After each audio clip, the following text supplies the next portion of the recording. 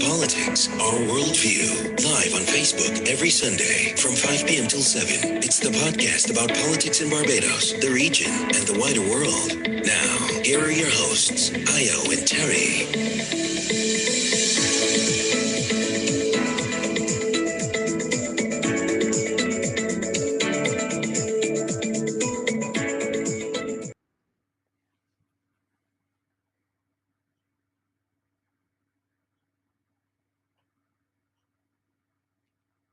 Hey yo, remember to unmute. Don't tell me this is how I start the season. Don't Good evening. Good evening, ladies and gentlemen, and welcome to Season 5, Episode 1 of our weekly live show, Just Politics, Our Worldview, where we discuss politics in Barbados, the region, and the rest of the world. Welcome back to those of you who are our regular viewers, and welcome to those of you who may be new to the show. Thank you for joining us. If you're new to the show, please note that you can find us here live every Sunday from 5 to 7 p.m. And also, if you miss this live show, you can rewatch right here anytime after or the podcast version on YouTube each week. And Terry, I believe we are also streaming on YouTube right now? Yes, we are also streaming on YouTube. Excellent. Beautiful. Well done. I am your host, Ayo Olalaro, with my co-host, Dr. Terry Harris. Over to you, Terry. Thanks, Ayo. All right, so welcome back, everyone, to Season 5, Episode 1 of Just Politics, Our Review. I'm so happy to be back, Ayo. Excited. Thank you. Me too. I've missed you. Yeah, happy to be back. You too. All right, so this week we will chat with criminologist Kim Ramsay about her Barbados crime series. I'm sure, Ayo, there are a couple of chapters in some of these books about you. And Dr. Shane Lowe, who will give us a budget review, because of course we've had a recent budget. Please stay tuned from a word from our sponsors. So this week's episode is brought to you by Desiree Properties Inc. You can contact them at 624-0593 or via email at desireepropertiesinc@icloud.com for all your construction, renovations, and interior design needs. You can also give them a call with your real estate questions, whether short-term or long-term rentals, to sell your property or even purchase your dream home. It's your one-stop shop for all things properties. Thank you again for joining us. Ayo, back over to you. Thank you so much, Terry. And welcome back, ladies and gentlemen. Please note that you can also ask questions or contribute to the program with your comments. Simply type them in the comment section below. You can also WhatsApp us on 833-9886 or email us at jpoworldview@gmail.com. And also remember that you can join the conversation right here online with us. Just send us an email at jpoworldview@gmail.com to receive your link. And also now, if you're here and you're in the comment section and you're watching, please click like, share, and also turn on your notification. And let's move right into hot topics. So much has happened over the past few weeks. And let me just say before I move on that I know all your emails and all your WhatsApps and all your inboxes asking where we were. And I love you guys so much. And I appreciate you so much. And I missed you, but, I'm going to blame it on Terry. Of course you will. Of course you will. This extended leave was because of Terry. All right. Me, of course you blame it on me. But my back is broad. I'll take all of the blame. It's naughty Terry. But we're back. Angela, I see you said you're not hearing us. I'm not sure why. Welcome to you. Welcome, David. Thank you for being here. Angela, thank you for sharing. Hi, Paul. How are you doing? And Winnell Taylor, who's saying that she is Kim's cousin. Thank you for being here.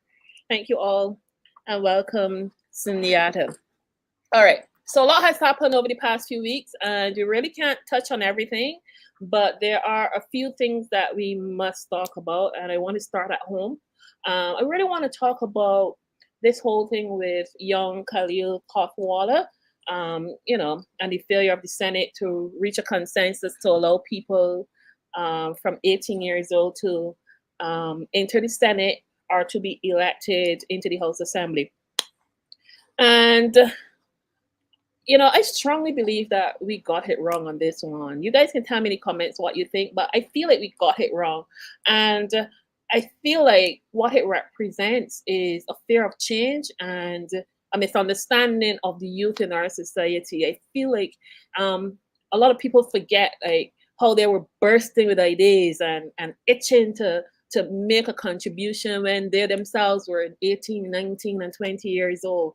And they've forgotten what it felt like and how they felt coming up against the blockages by older people in society who really and truly abhor change, who really and truly get comfortable with the way that things are. And I think I want to make a comment about Senator Crystal Drake's contribution in the House. It left me a little bit sad, because for me it shows that she lacked there's some misunderstanding about young people and even about some more mature people. The idea that young people are more coercible, in my opinion, I think that's a bit far from the truth. You know what I mean? I feel like people who have something to lose, people who have debt, people who have children, they tend to toe the line, you know what I mean, in an effort to hold on to what they have. And as far as I see it, if you're corruptible, you're corruptible. I feel like age doesn't necessarily determine how corruptible a person can be. Do you understand where I'm coming from? I also feel like young people tend to be more idealistic and focused on creating and implementing change in their society.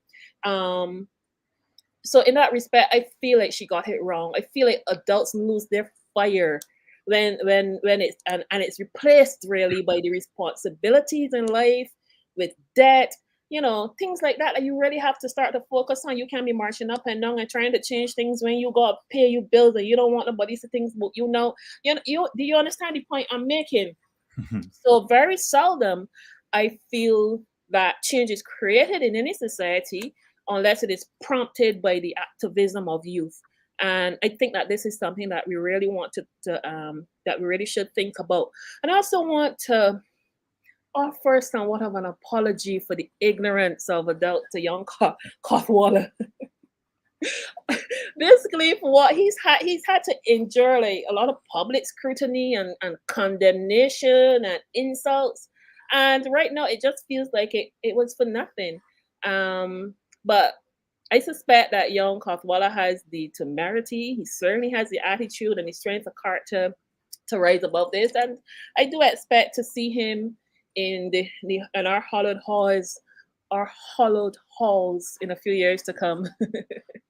So I just want to encourage him to continue to make contributions, because his contributions really and truly most times are worth more than the contributions of many who qualify by way of age to sit in our highest offices. Terry, do you want to add anything to what he said? I think you said it perfectly. I totally agree with you that Kothwala, Khalil, I think for him, he seems like the type of person, it'll be water off a duck's back to him. He'll just right with the punches. And like you, I expect to see him in the Senate or the House at some future date. So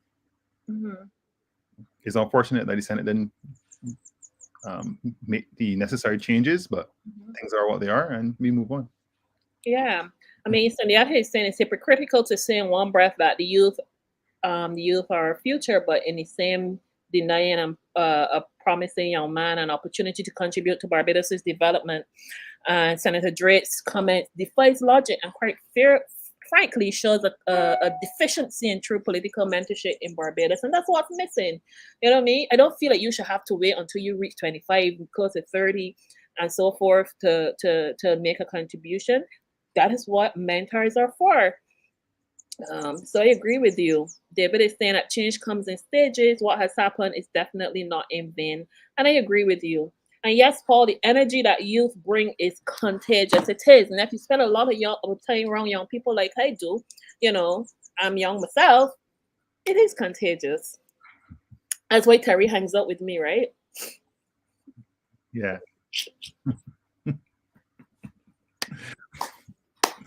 Anyway, back to hot topic. Let's talk a little bit about this whole debate that we had recently to black hair. There's so many things I want to talk about, but I really can't because time is what it is.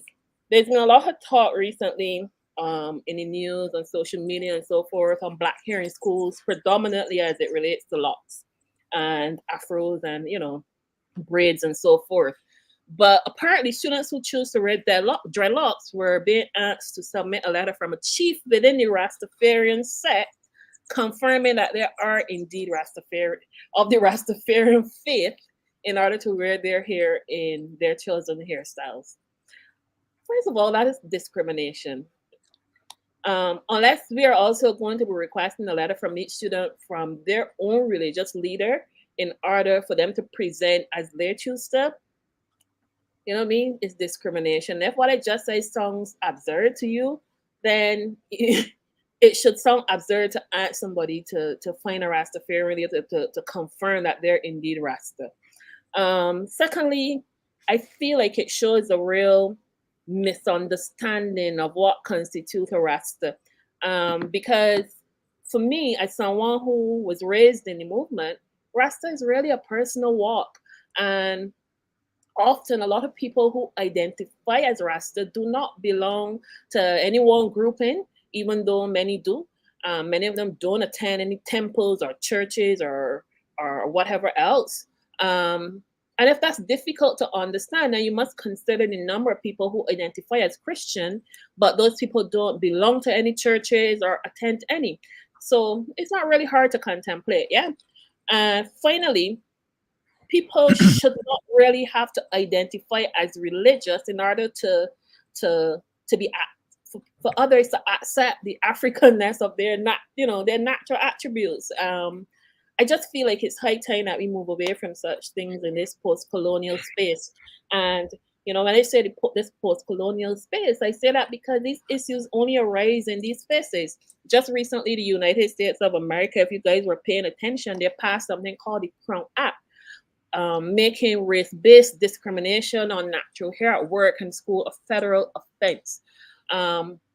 What I found interesting, though, is that over 100 Republicans voted against it. And while it may seem absurd, again, you have to use that word to have to enshrine in law the right to wear afro or dreadlocks, it is absolutely necessary in any space where anti-Blackness is prominent.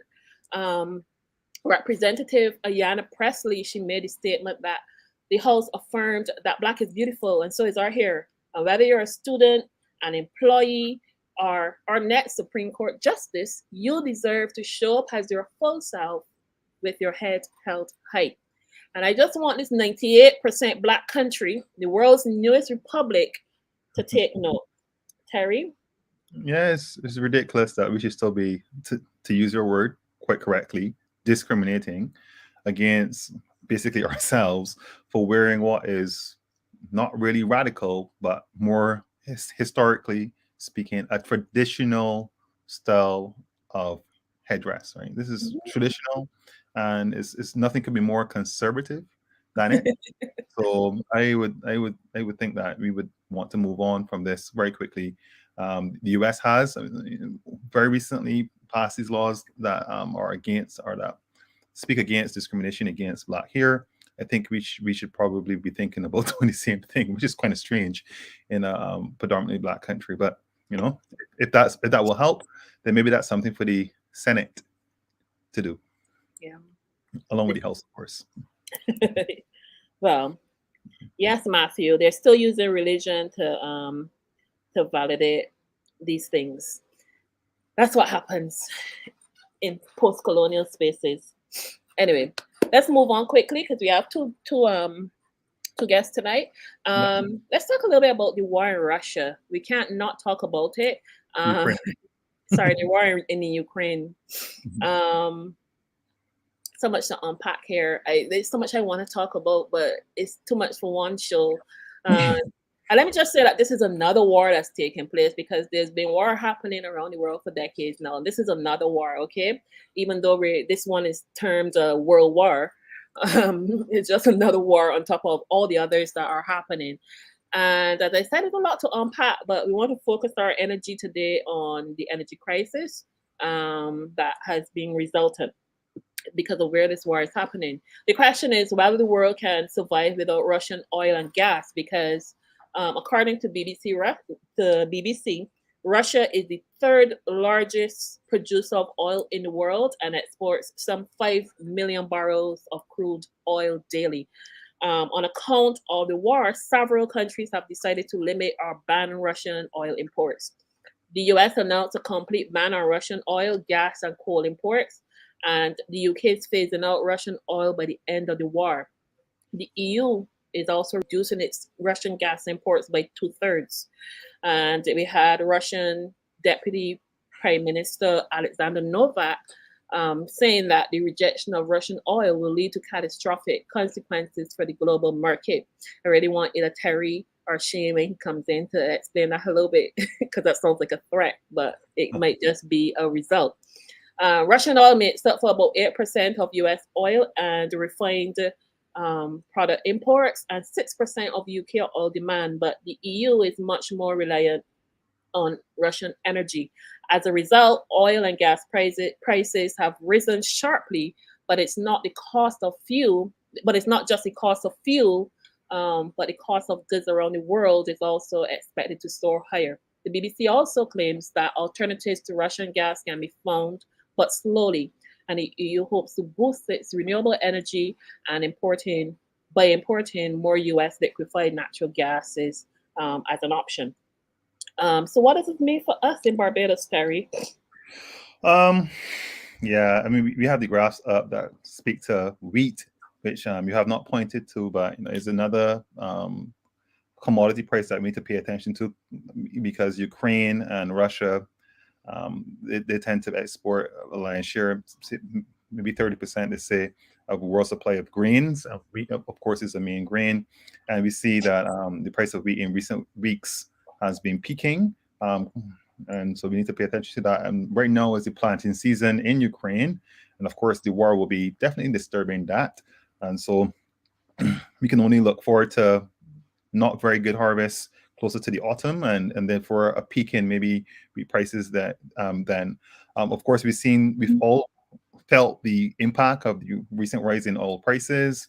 Oil has also been peaking, nearing its historic highs, is falling off a little bit, but these are not good omens of times to come. What this also speaks to in the case of Barbados is the need for us to become more self-reliant, as it particularly relates to food security. Because if there's one thing I would hope that the recent COVID experience has taught our policymakers and the population broadly, is that we have to rely more on ourselves. Because with all the money in the world, with all the good political connections to the United States and being a member of the Commonwealth and all that entailed, all of it counted for nothing in the midst of the COVID pandemic, when we needed to get access to medical equipment and critical medical supplies. We didn't get ready access to these things because the more powerful nations kept them for themselves, despite having the money to purchase these things, despite having the not being sanctioned, despite all these things. We were not able to purchase these very much needed items in any time of need. And with the war in Ukraine taking place, and with other conflicts looming, you can just imagine if a global conflagration were to take place, what that would mean for the price of food. And of course, without food, you can't survive. So we need to think about these things. That's my piece on it. I think at this point, we probably should bring in Shane to have his piece on this, and then we'll ask him about the budget. So I'll just bring him in at this point to see if he wants to make a comment on what's happening here. Yeah. Mm-hmm. Hi, Terry. Hi. Hello to your audience as well. Mm-hmm. Hey, Dr. Lowe, our correspondent. Welcome. Thank you. All right. You were listening from in the background, weren't you? Do you want to make a comment before we continue and answer any more questions on this? Yeah, I think Terry did a pretty good job of explaining a lot of the challenges that countries like Barbados might face. The other thing would add as well is that Russia and Ukraine are the two countries that are usually highlighted, but Belarus is also a part of this as well, because some of the troops that have gone into Ukraine have come via Belarus as well. So they have faced sanctions, and they're also a major exporter, or not as big as Russia, but they also export oil as well. The other thing, in addition to wheat, is the price of fertilizers. Now, Russia, Ukraine, and Belarus export fertilizers. And so even if you can source wheat and other food goods from other countries, they might be sourced at higher costs, or they might be produced at higher costs, because of course you need the fertilizers to grow these things. So it doesn't look pretty where that's concerned. And of course, it has implications for prices in Barbados, because we import most of what we consume. But then on the other hand, it might have an impact as well on the balance of payments, because the value of the imports is going to rise. And so that has implications for the reserves, which are relatively healthy right now. So that's not a problem, but that's just something to watch out for as well. Thank you. When we first spoke, when I asked you to come and talk about the budget, you said, the budget can't really be considered in a vacuum, and it has to be considered against, in relation to the estimates. You want to expand a bit on that? Yeah, so every year the government is legally lays a budget, or the estimates in Parliament, which essentially are what it's going to spend, the amount it's going to spend, how much it expects to raise in revenue for that particular year coming forward. And the next is how much it's going to borrow to fill any gaps, and where it's going to fund that from. The government laid the estimates, or started to debate the estimates towards the end of last month, I think. And in those estimates, there was a deficit that had to be financed. And so the budget that has come about a week ago, I think the context is that that budget is going to help to close some of that gap. Now, that gap is equivalent to about 3.3% of GDP in terms of the overall fiscal deficit. And if you include the amount that the government has to borrow as well, or the amount that the government has to repay in debt, which is not normally included in the fiscal deficit, then that gets up to about, I think the equivalent in dollar terms was about 817 million or something like that. But I think the budget to begin with was in net terms, was supposed to be a revenue raising measure. The other context of course, is that by the end of last year, the economy was supposed to be was estimated to be about 13% smaller in real terms than it was at the end of 2019. And that has implications for the amount of revenue that a government can earn, because let's take VAT, for example. VAT is VAT is collected on every transaction that is VATable. So if you purchase less cars, or if you purchase less goods and services because the economy is smaller, it means that you collect less VAT. And so that's another context for why the government will need to raise revenue now, relative to why it may have had to do something like that maybe 2 years ago. Terry, you want to ask anything before I continue? Yeah, sure. So Shane, are the measures in this budget sufficient to shield Barbadians from the rising international costs? So we just spoke about, the war in Russia, about war in Ukraine that Russia is conducting, and the fall off in production of, say, grains in particular, fertilizer. You spoke to that, Belarus, Russia, and obviously Ukraine. Do you think that the measures that the government has put into the budget are sufficient? It depends how much relief you expected. I think at best it can slow the pace of inflation rather than reduce prices. I don't think prices are going to fall. I just think that the increase in prices, or the rate of increase in prices, might not be as quick as they might otherwise have been. Right. So, for example, the capping of the VAT on fuel, that has taken the price of fuel back to where it was maybe a couple months ago. So that has decreased the price of fuel relative to, say, 2 or 3, 4 months ago, but it just means that the rate of increase has slowed. Similarly, the freight costs, that has meant that the government is going to calculate taxes or duties based on the pre-pandemic freight costs, but it doesn't mean that the cost of importing goods into Barbados is lower. It just means that the duties that are calculated is going to be on a lower base.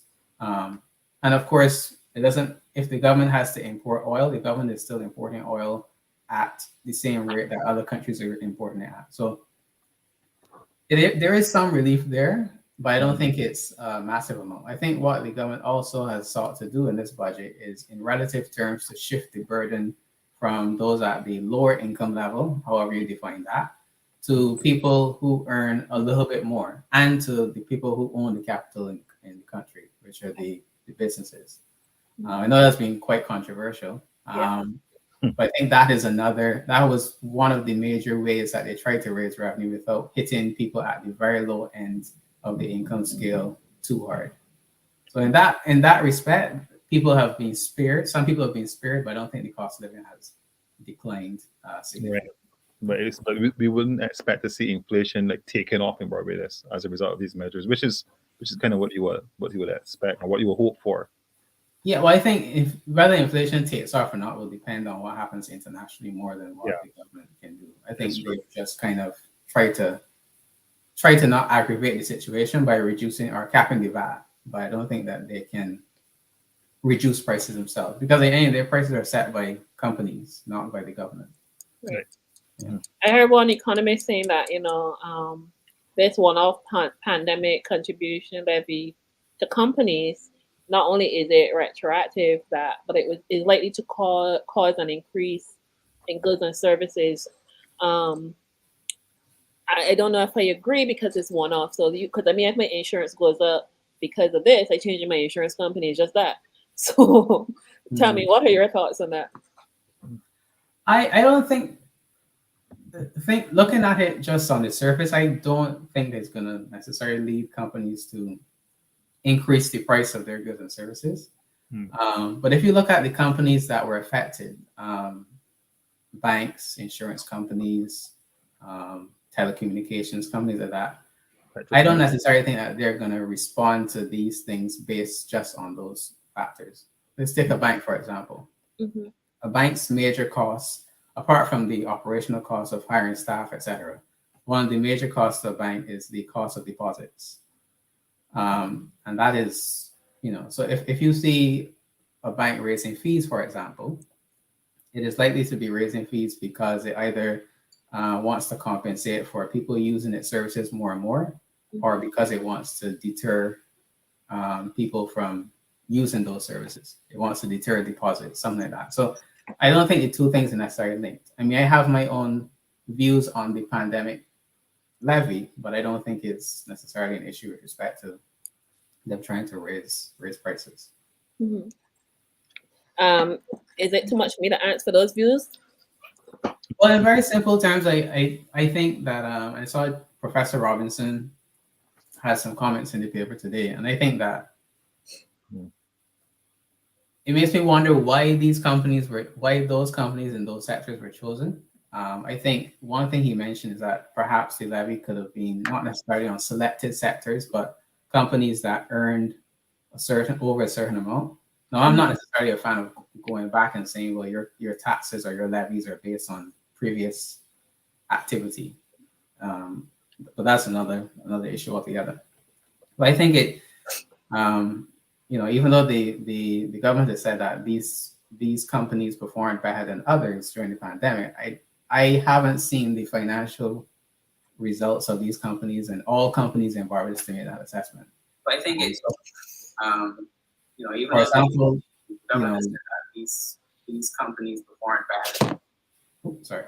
So, for example, let's say, for example, credit unions were excluded from this levy.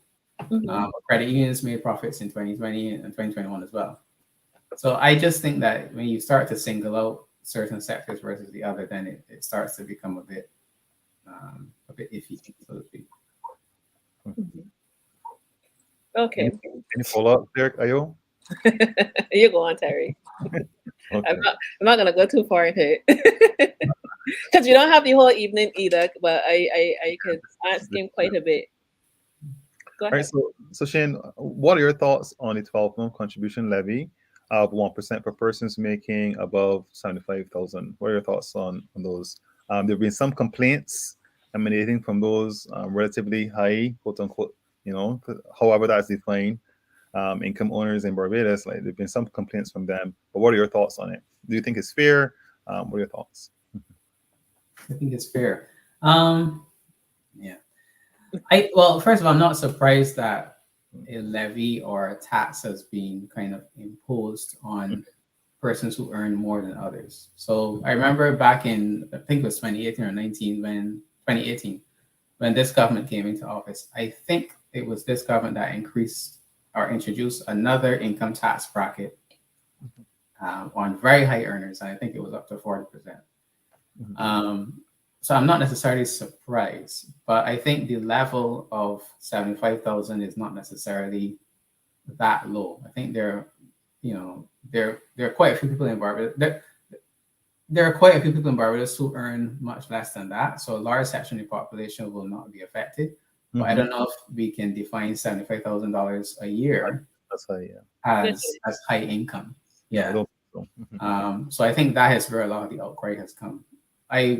I'm not going to say that I would have preferred the reinstating the 40% income tax rate, because I'm sure those who earn at that level will complain as well. But I think having a 1% on those who earn 75,000 as well as those who earn, say, 200,000, because there are those. Essentially, you're saying that both have a similar capacity to pay. It's similar in burden. I think that in that respect, it might not be fair, but I'm not surprised that there's a so you could have been a little bit more progressive, but in that regard. Yeah, I think so. Okay, cool. Yeah. Ayo, anything else from you? I actually agree with him on that. Is there anything else? I mean, how do you feel about the budget overall? Because I really would love to talk to you all day about the budget. Not all day, but a little bit more about the budget. But we have to recognize our time constraint. Then, what do you think about the budget? She literally could talk to you. She literally could talk all day to you and anybody, actually. Anyway.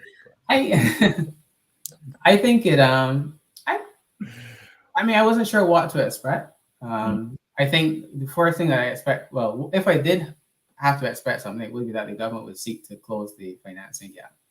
And even though there weren't too many numbers in the budget in terms of the estimates of how much this will cost or how much that will yield, I think in net terms, it's fair to say that they probably achieved that objective. And so if that was the primary objective, then they have reduced it at least a little bit.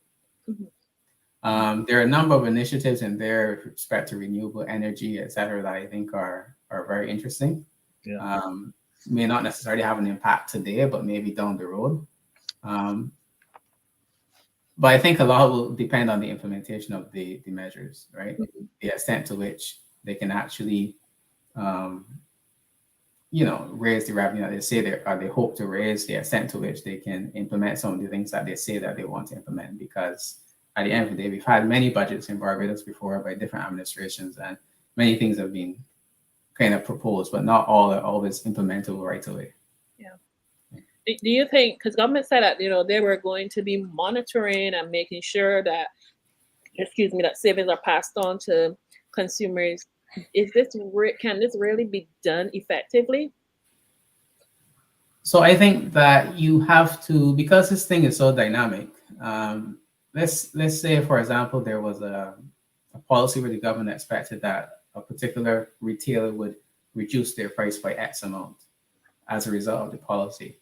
The retailer can say, well, I didn't reduce my price by X amount because of these other factors, because everything is dynamic, right? The price of oil is still rising. The price of wheat is still rising.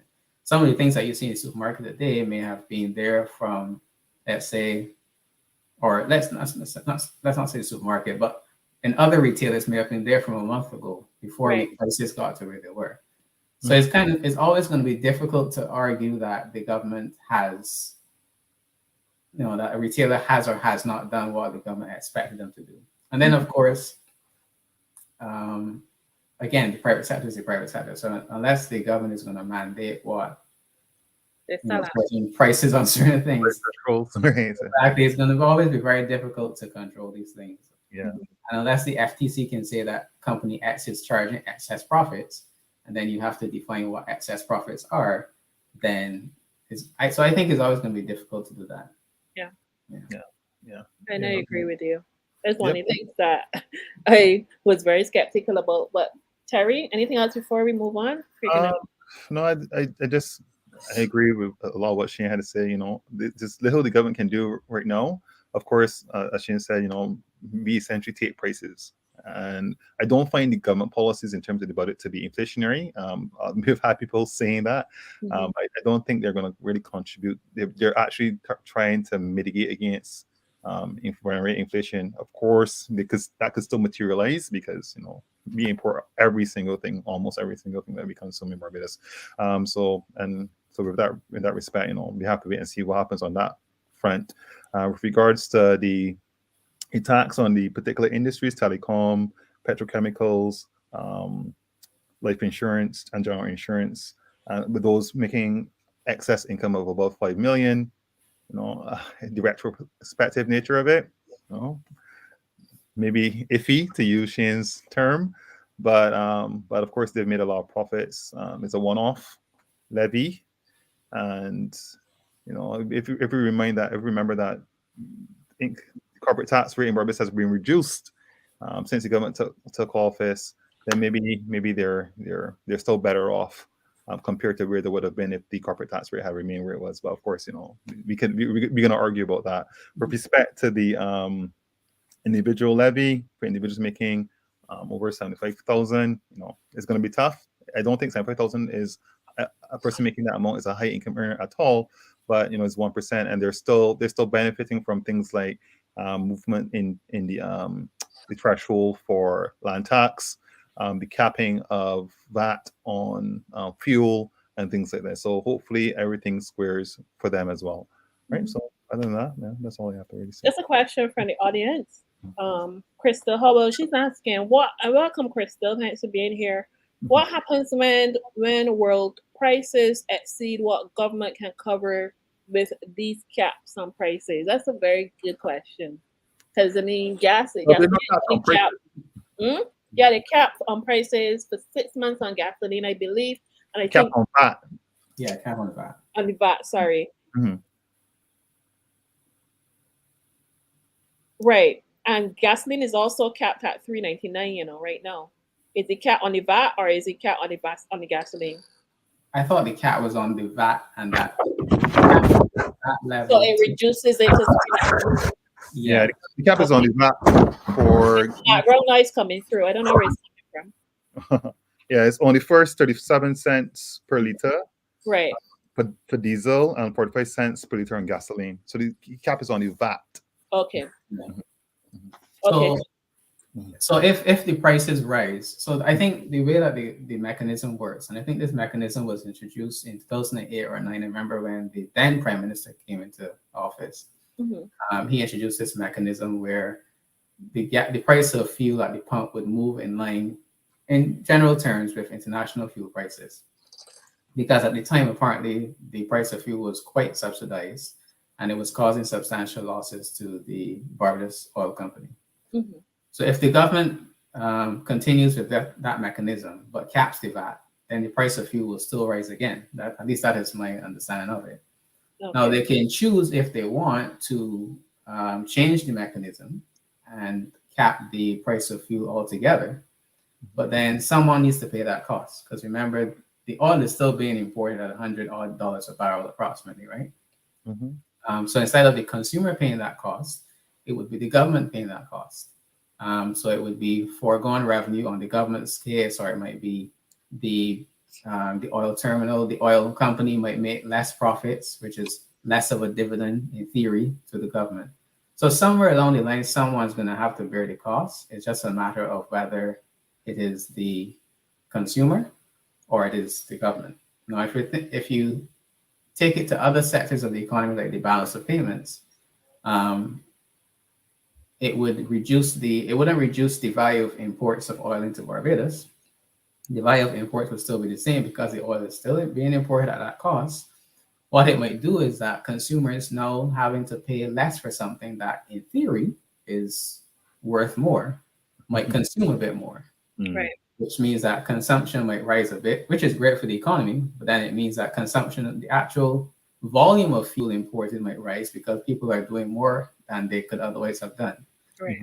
So somewhere down the lines, that somebody needs to pay. It's just a matter of whether the government is comfortable with them paying, and then that has implications for how much they borrow, or rather they say, well, we pass on the price to the ultimate users of the fuel, which is the consumers. Mm-hmm. But as of right now, I would assume that the price would rise and then inflate. There would be higher rates of inflation as a result. Mm-hmm. Okay, I think I understand. I think I understand. I always want to talk economics, even though most of it just like, but yeah, No, I she's understand. good. She's good. Anyway, Shane, thank you so much for coming in with us. It was a pleasure having you. We definitely have to get you on for a whole show. This is your introduction to this side of the platform because I know you follow on the other side. So thank you so much for being here. Yeah. Thanks a lot. Thanks for having me. All right. Bye. Let me see if I can start up my computer without it keeping on. There we go.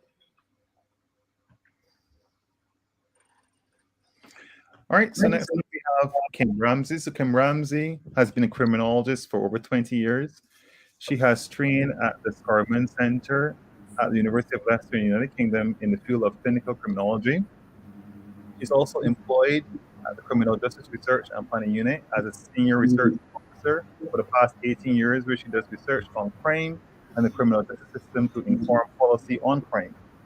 Some of her research include a self-report study on youth crime and delinquency, 2 studies on homicides in Barbados over a 35-year period, recidivism of released prisoners from Glenderry, sentencing in Barbados, juvenile delinquency, gangs in Barbados, and victimization, and 2 public opinion surveys, one on crime and criminal justice issues in Barbados and the other on the Barbados Police Service. She sat on 2 technical committees, drugs, crime for persons. Kim teaches criminology at the University of the West Indies Cape Hill campus on a part-time basis, and she has done so for the past 18 years. Her areas of research include deviant subcultures, reentry, prison research and violence, among other things. She has published a number of books, 4 to be exact. Barbados' Most Wanted, let's hope Ayo is not mentioned in there.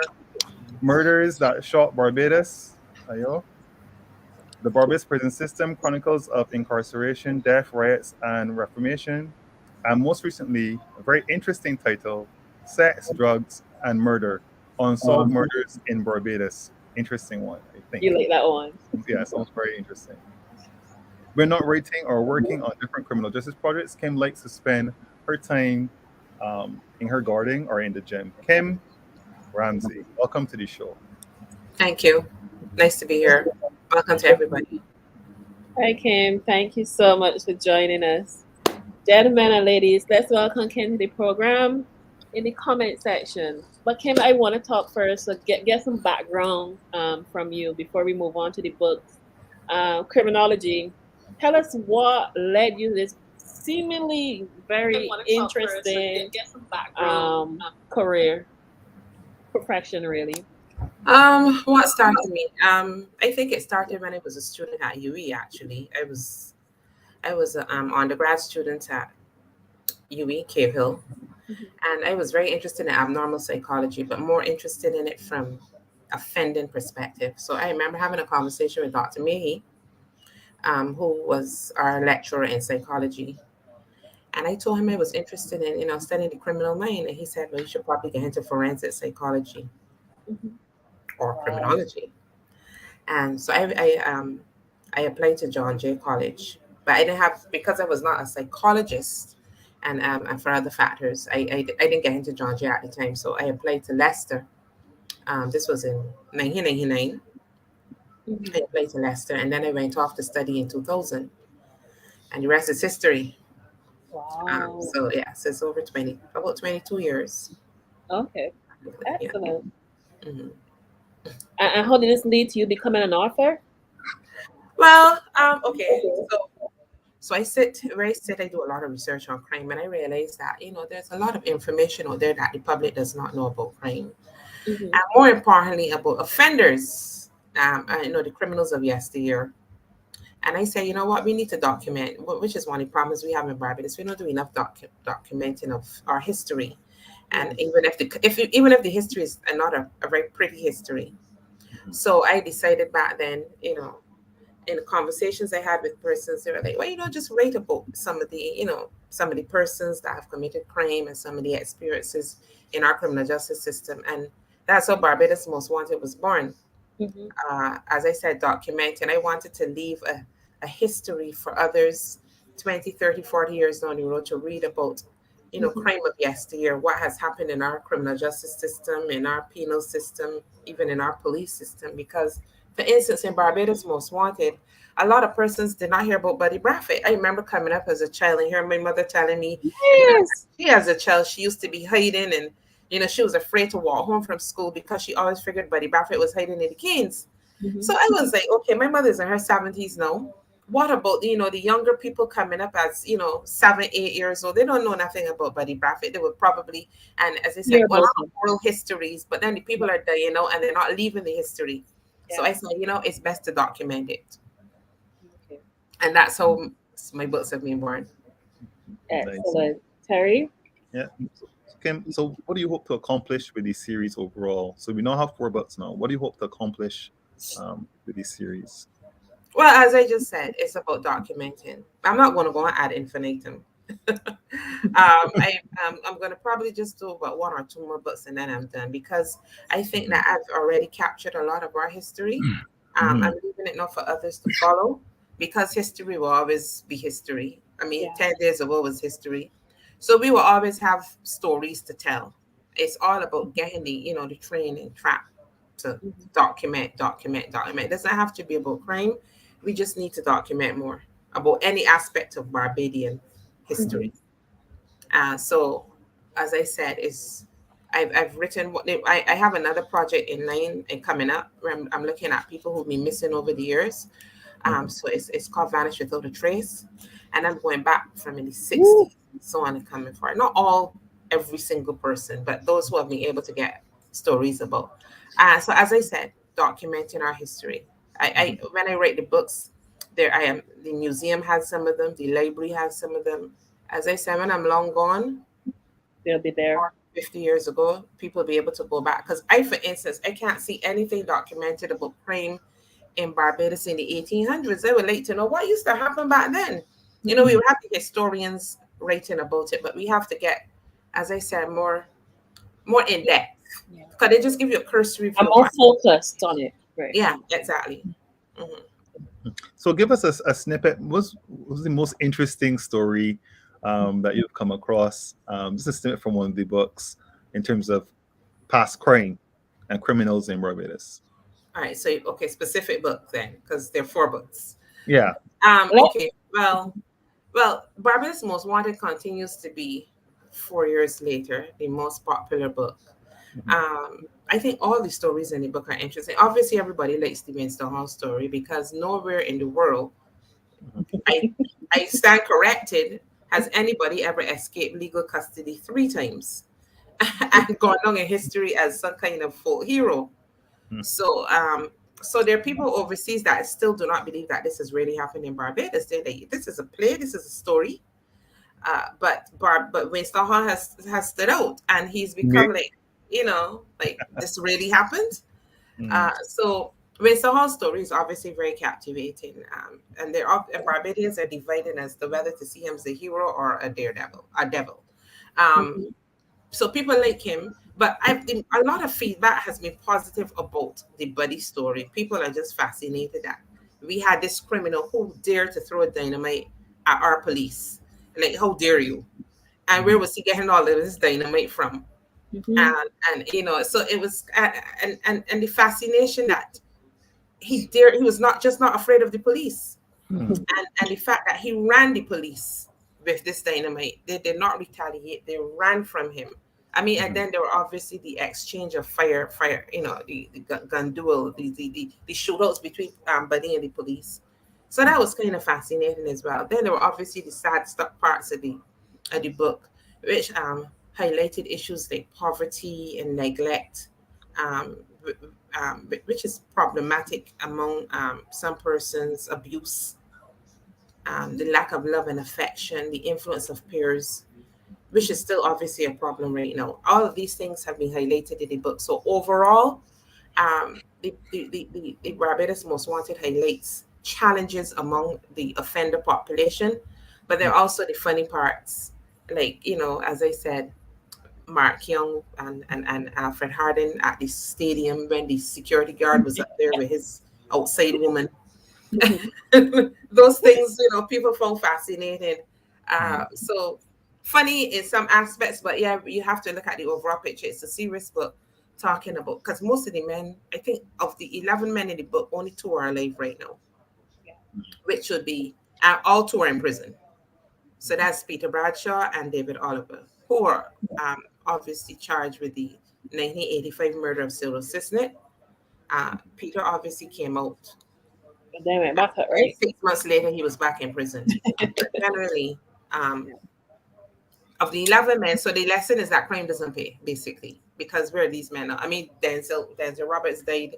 He died from natural causes, but the others, most of them were killed, either outside, either by police or by or other persons. Yeah, I like that you talked a little bit just now about the socioeconomic factors of crime, because you did touch on. I read about 3 of them. Barbados Most Wanted. What's the other one I read? Murders That Shock Barbados. Murders That Shock Barbados. Yes. And the other one that I bought but haven't read as yet is Sex, Drugs, and Murder, I think. Because that one I really want to read at Hotel Terry, the details that he wants to know. But you talked about the socioeconomic. You do touch on that in your writing, and that's why I want you to talk a little bit about, because there's a lot of talk right now about crime, the crime rate in Barbados, and so forth. But what's your educated? We're still talking economics. What's your educated opinion on the crime rate? Is it higher, or is there just a rise in like gun crime and different types of crime because times change and so forth? I don't know. You tell me your educated opinion. All right, so we had a spike in 2019, but generally our crime rate has been fairly stable when you look at it objectively.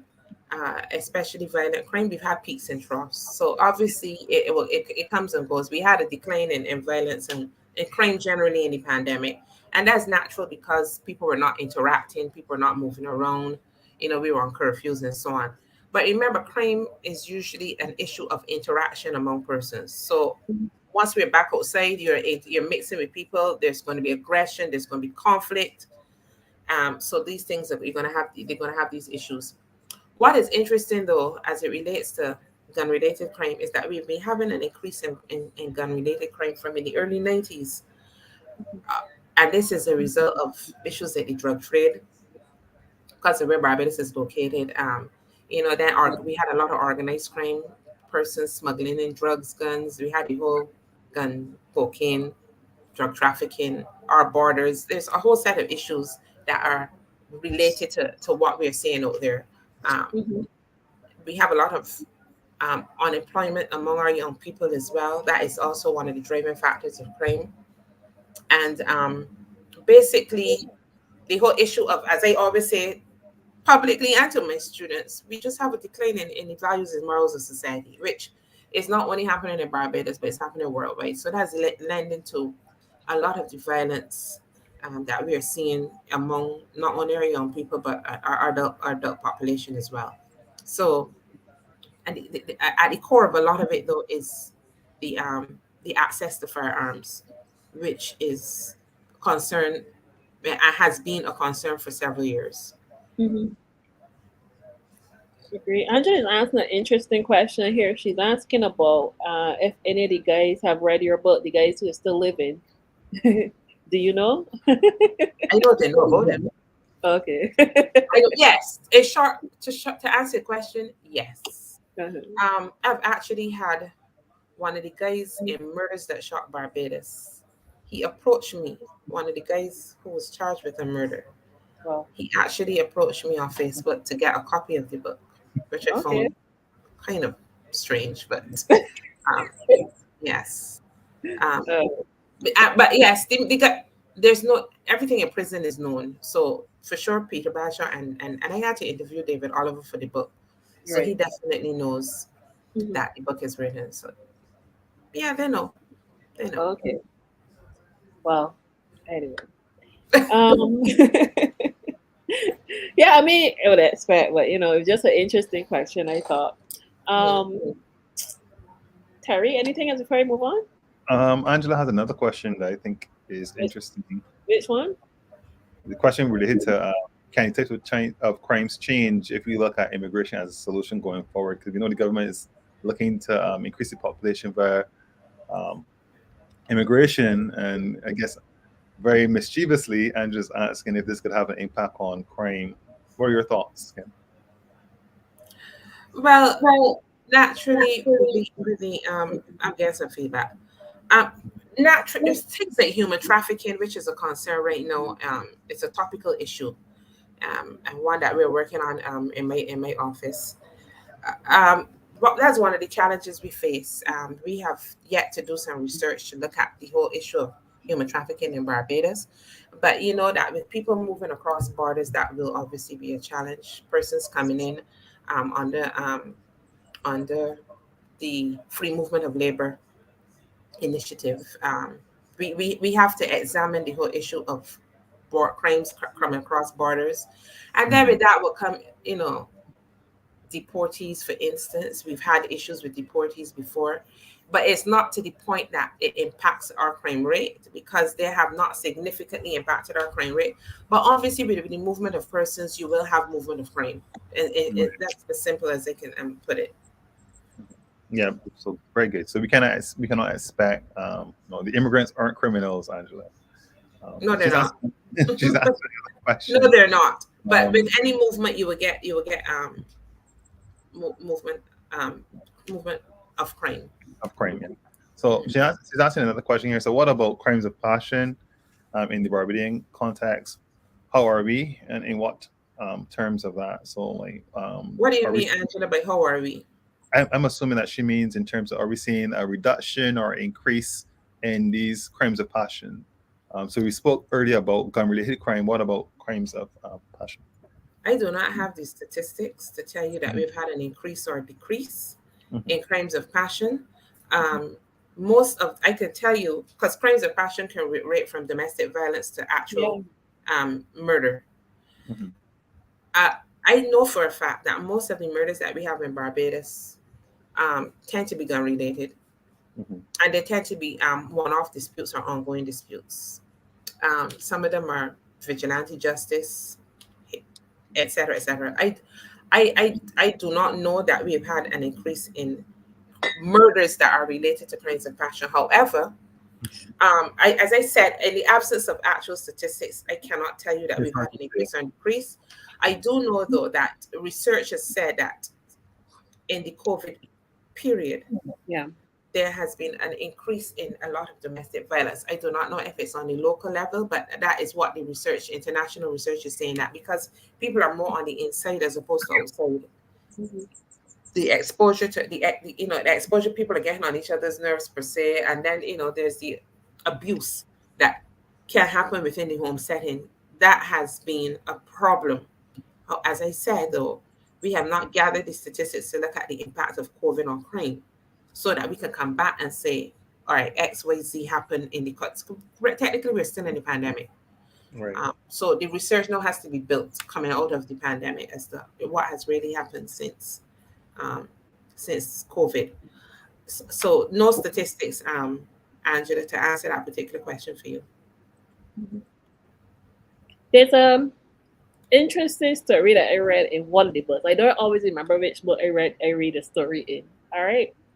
But there was one, because we always say, not made that PV case. And the first time I knew where I was saying this thing, that it was when I read that book. That was such an interesting story. And I feel like it's still unsolved. Right? Am I correct? It is still unsolved. It is like absolutely crazy. You want to tell us a little bit about that? Or you don't want to talk to us about you read the book? You heard what Sadan said? Not me, that PV case. For those who have already read the book, go and read it. Yeah, but I could give a small synopsis of that story. There was this couple who were parked out in they're parked out in Atlantic Shores in You 1978. hear how it start? Good.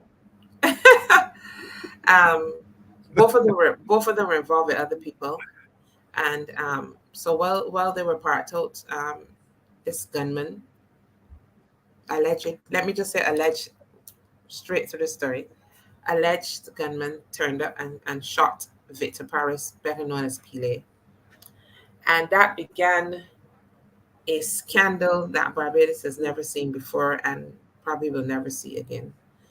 And that out of that came several songs, including the song by Sir Don, which you can find on YouTube, telling you about called "Not Me in That Pile Case."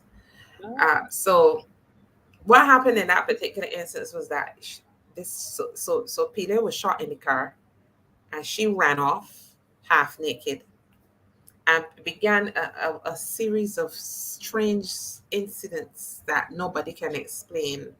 Like, your boyfriend was just shot, but you're not seeking help for him, and you run to these houses, ask, and cannot explain where you're at this house. And then the whole story of the neighbor that washed her clothes and ironed her clothes and give her it, and in this case came the whole thing of the police force. People lost their jobs, people got demoted, the whole story of politics being involved. It's just a web of deceit and lies, and who knows who, and who is connected to who. And it shows you a part of Barbados that you would not have believed happened in 1978, and the connections and so on. As Sir Don said, just too many connections, and too many people were being protected, and people started talking about faulty memory. They can't remember what happened that night. So it is just an ugly story, but the reality is that somebody's dead, and nobody can tell you really what happened that night. And the inquiry, a commission of inquiry, which was paid hundreds of thousands of dollars, came and implicated the woman in the story, but she was allowed to leave Barbados, and she has never been charged or anything for that crime. And 3 years later, that is still an unsolved murder. It is so intriguing to read. I swear to God, like, you need a Netflix series for these books, by the way. No, for real. You need to hook up with this guy. Yeah, some people have advised me quietly to stay away from that Pile case. Well, because people have asked to get a movie out of that. Yeah. But then, as I said, some people quietly whisper to me, let somebody else do that. Don't get him out. Wow. The underbelly of Barbados. It is fascinating, because even when I was researching that particular story, I was like, this really happened in Barbados? I'm like, do I really want to print this? It's glaringly obvious that this is a setup, that there's so many lies. Like, for instance, one minute she said that she did not have the car keys, that the gunmen took the car keys out of the car, but yet she had them. So why are you saying that the man took the keys and you had them? And nobody questioned her about this. And then the scene was never protected. As you and I know, anytime somebody's shot or murdered, the police immediately cordon off the area. This did not happen. Nothing. So they're standing up around a car discussing what they should do. The police come, nobody's done anything. They whisk him off to the hospital, but yet the scene is not cordoned off. I really don't know what was going on back then. And it speaks volumes. Yeah. And it's more about what was not done than what was done. And that, like, as I said, it's obvious what was done, I think. Yeah. It's glaringly obvious what happened. Yes, exactly. But wow, so that is one of the stories in. Could it not just be human error and incompetence? That's not the explanation here. If you want to believe that, go right ahead, Terry. But read the story.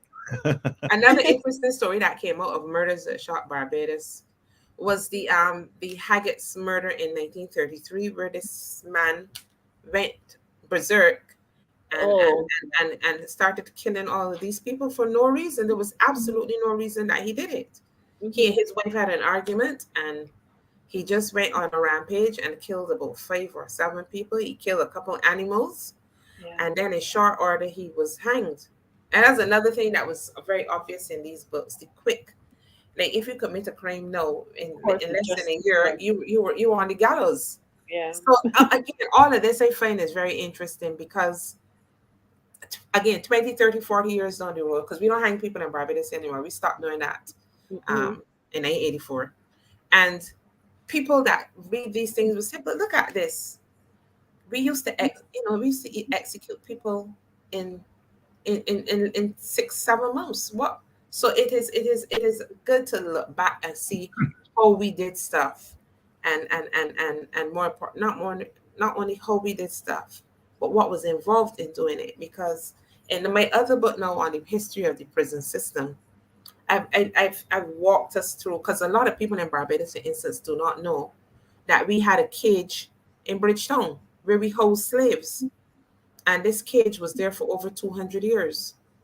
And it was in the center of, it's like where the Careenage is now. It was right there in the middle of town. Slaves that ran away, they were sent there. So I've captured all of that history, because people believe our first prison was Glenderry. It was not. And even in the old Supreme Court, I don't know if you all remember the old Supreme Court, where you used to walk up the gallery to the Supreme Court. Right under that gallery was a prison. Where is the old Supreme Court? In Corey Street, where the Magistrates Court is right now. When you walk through that gate, right to your right was the Supreme Court. Okay. And underneath that, what it looks like a veranda, up under there was a prison. And you used to mix males, females, children, everybody was kept in that. It looks like a dark cellar. That was our prison, and until we moved on then to Glenderry. And then I captured Glenderry executions, escapes, everything is captured in that. I mean, people think that it's people look at it and think that the book is a big book, and therefore, but it is a very interesting history of what has happened. I talk about all the superintendents up to John Nurse that we've had. We had one female superintendent. I've written about her as well. So the book on Glenderry and our other prisons, because we also had prisons in all the plantations. Every plantation had a prison. All of that, as I said, I've captured in that book. They had a prison, or they had cells? They had plantation lockups. Lockups, okay. Yes. So Glenderry, the important thing I understand is that Glenderry was not our first. Yeah. We had other prisons, and when Glenderry was built, it was really only built for 72 inmates. Wow. When it burned, it had over 1,000 inmates. So just imagine a prison that was built because then it expanded it, but it never, ever had its true capacity. It was always overcrowded. So then I spoke about the general issues behind overcrowding. What are the social factors that cause overcrowding? And as I said, all of this is in the prison, is in the book on. So I encourage people, if you really want to understand our penal history, it's good to look at the book on Glenderry. So in what order? So say if someone's never read any of the books, which order would you recommend Barbados them? Most Wanted. Okay, definitely Barbados Most Wanted. You have to read that first. Then you're hooked. Yes. Then you're hooked. I start with Dr. Rat. I came along hearing about this Dr. Rat, but I couldn't figure out who he was.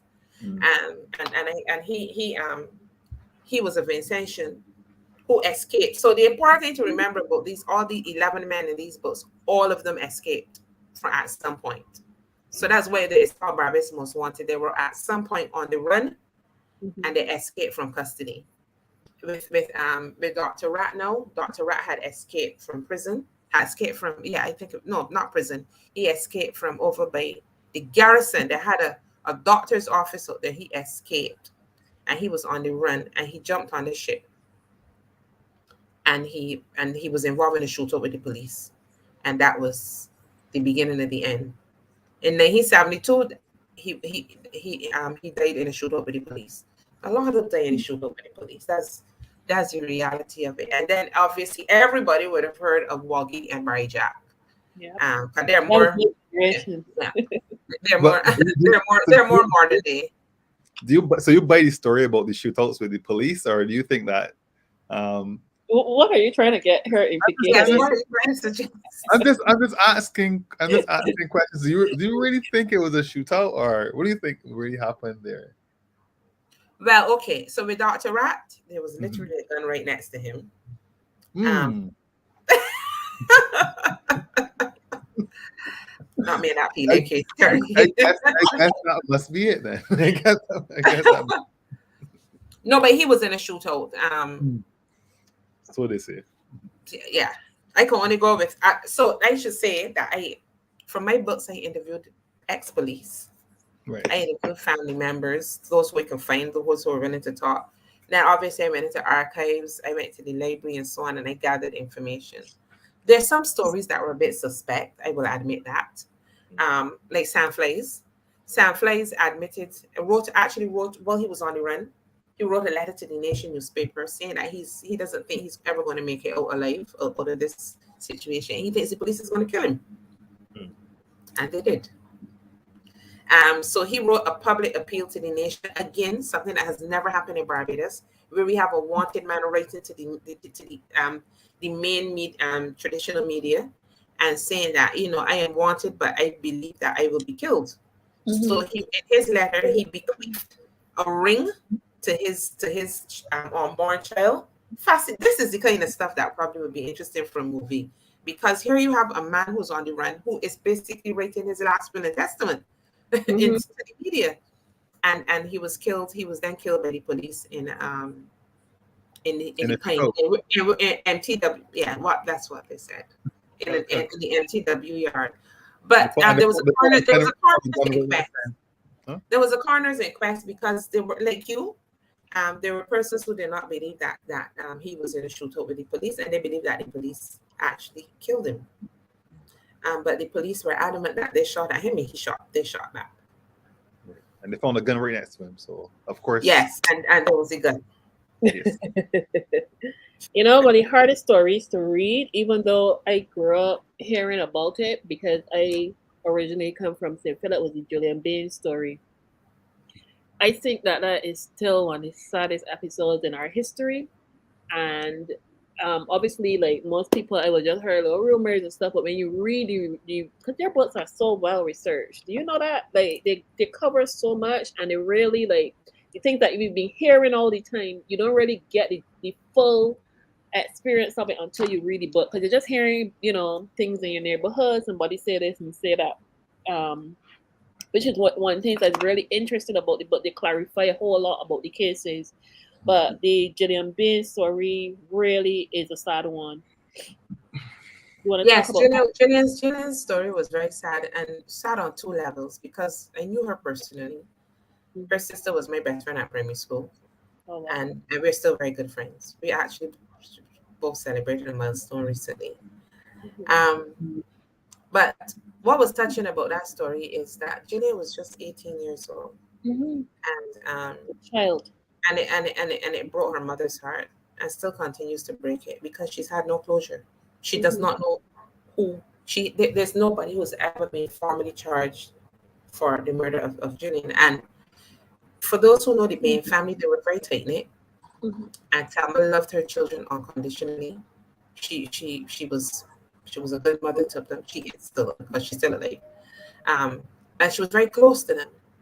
And it has impacted on her in a significant way. And she, constantly says that she would like to, just before she closes her eyes, she would like to know who killed her daughter and why. What, in her words, could Julian have done so terribly to cause that level of anger and, and just dispose of her like tissue, like a garbage bag. And then the ultimate, the worst part of it is that they not only disposed of her, but then they threw a big boulder on top of her body. Yeah. What could she have done, according to Thelma, and according to most Barbadians, that would make her suffer like that at 18 years old? what was so horrible? What was the anger? Why? The why is more important than why. So 25 years later, almost 26, in August will be 26. She's still asking questions, and that's painful. No, we have singled her out, but remember, and this now comes out of my last book, we have hundreds of unsolved murders out there. Hundreds.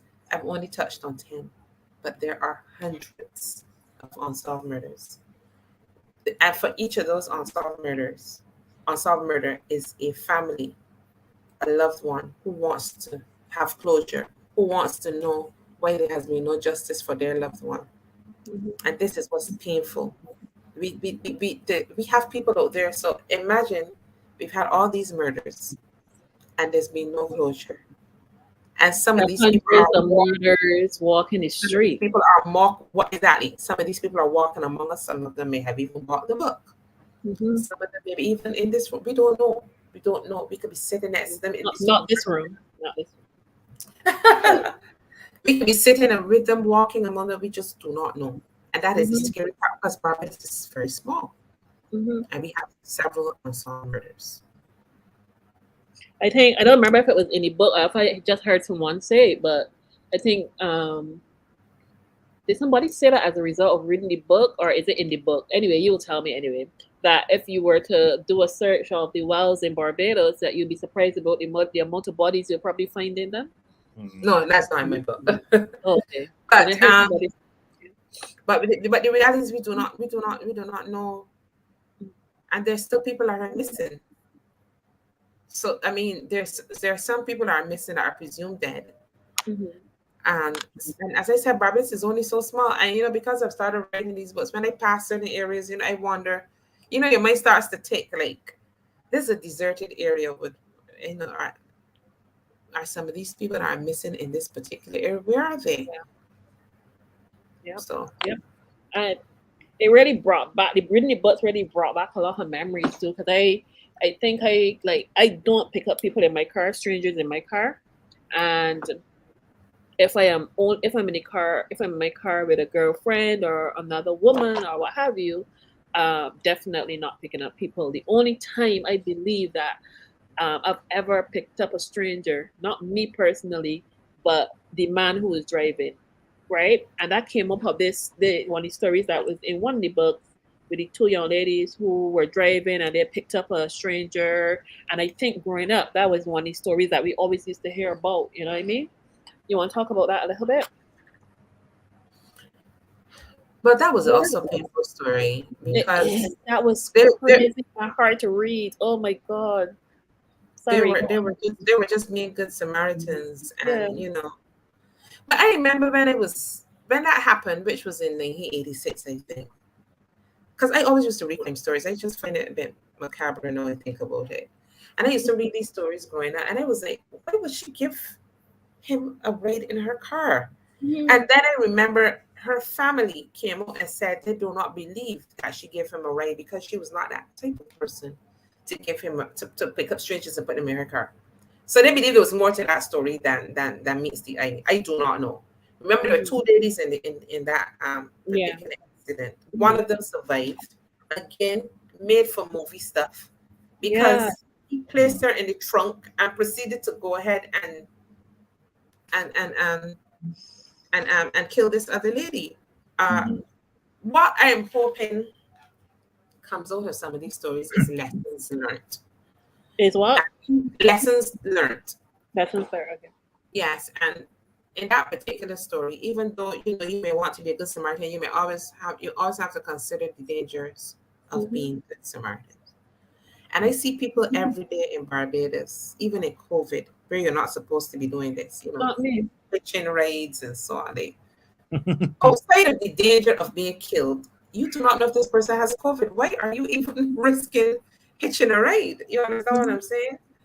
So it's dangerous. It's dangerous basically to be hitching raids, but people do it anyway. People throw caution to the wind, and people always believe that this is going to have a good ending. We do not know.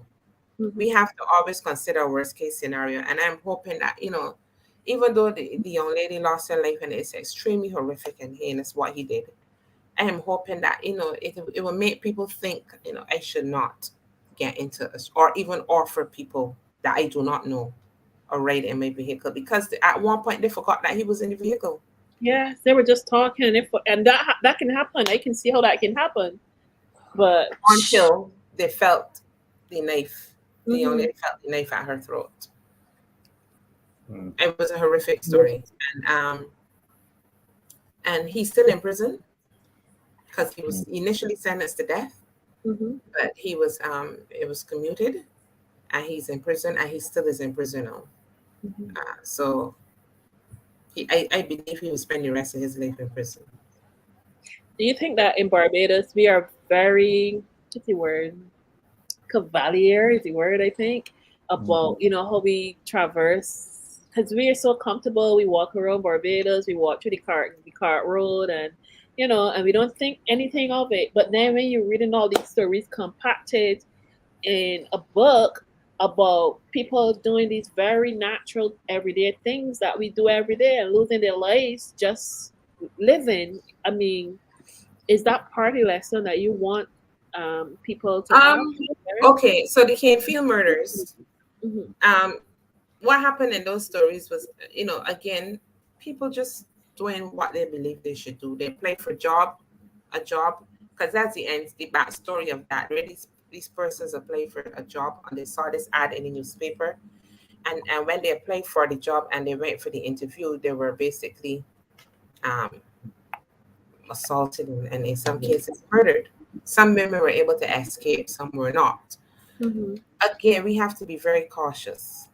Like if you're applying for a job and the job is in some strange area in a strange location, there's no actual address, so you have to think that this I'm not comfortable with this. I always follow your heart and your instincts. I find that sometimes we don't do that. No, unfortunately, in that situation, it seems like the person that committed this crime, not seemed, because he did, nobody was ever charged for these murders.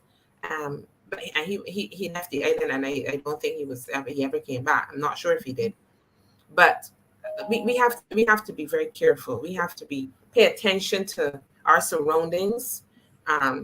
Even when you go walking, some of us like to walk to exercise and so on. Be careful. Some people go walking with headphones on their ears, they can't hear us, and they go walking in dark areas, desolate areas. No, I am of this opinion that 98% of the people we come into contact with are good people. The persons who will want to attack and rape you are in the minority. But the reality is we do not know who in the minority we are coming into contact with on a day-to-day basis.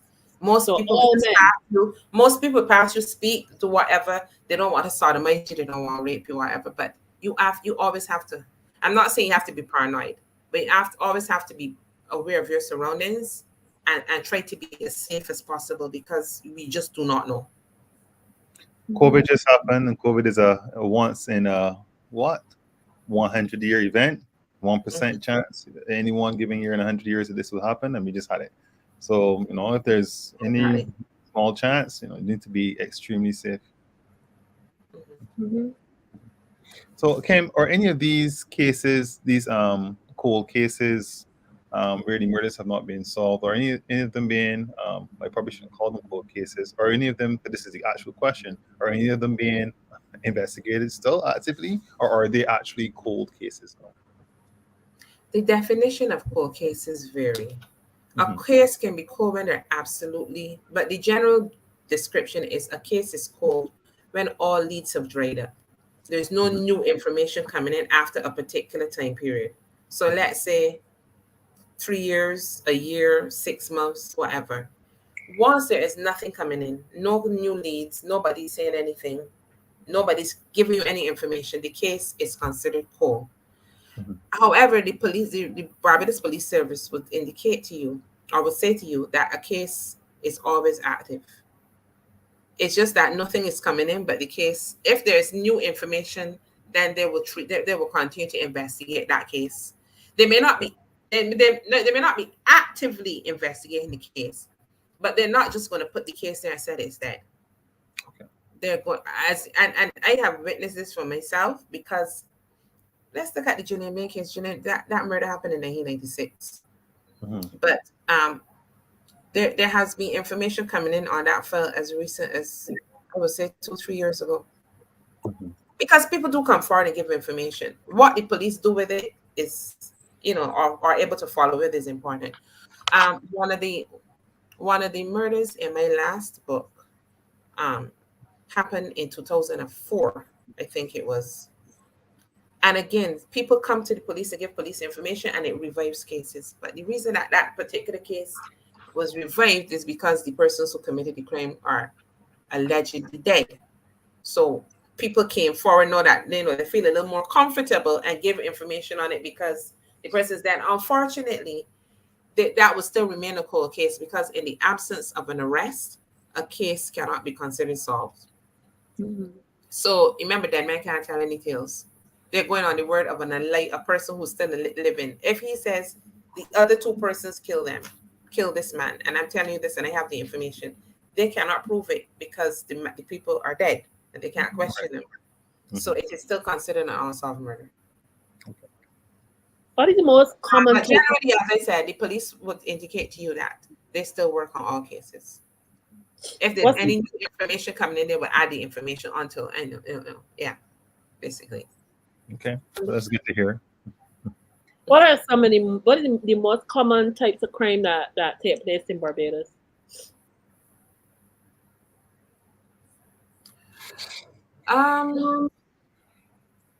I would say, I mean, there are a range of offenses. Probably assaults, thefts, minor property offenses. Contrary to what people believe, murders and those other types of offenses are not the most common offenses. A lot of very trivial offenses, as I said, like, probably theft or assaults or what we call those kind of summary offenses that move through the criminal justice system pretty quickly. Those are the most common offenses that we see in the criminal justice system. Another thing about the books that I found that struck me was that a lot of crimes were committed by people who were known to the victims. Do you find that is usually what happens? Yeah. Most homicides worldwide are committed by people you know. Stranger homicides are rare, but they do happen. But most homicides are committed by people that are known to each other. So the likelihood of a lot of those unsolved murders is the person knew the victim knew the offender, knew their killer.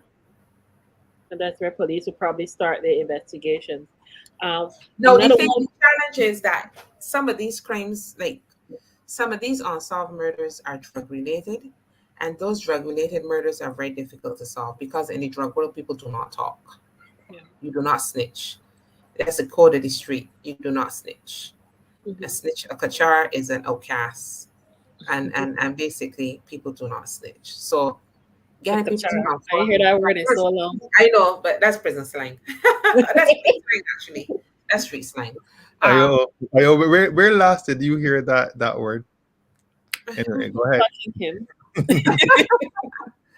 Right. So on the streets you don't snitch, and the drug trade is a street crime. So people do not generally come forward, and most of the people that are involved in the drug trade are, they know who the persons are, but nobody's talking because you do not talk to the police. That is one of the rules of the streets. So that's one of the challenges that the police face in terms of making arrests and making inroads. People will talk, but there's no proof. You have to bring proof, and that is one of the challenges. You can't just arrest somebody because they're here, so you have to have evidence, and evidence is not really something that is forthcoming in a lot of these cases, especially these unsolved murders. You know what was another hard story to read? With the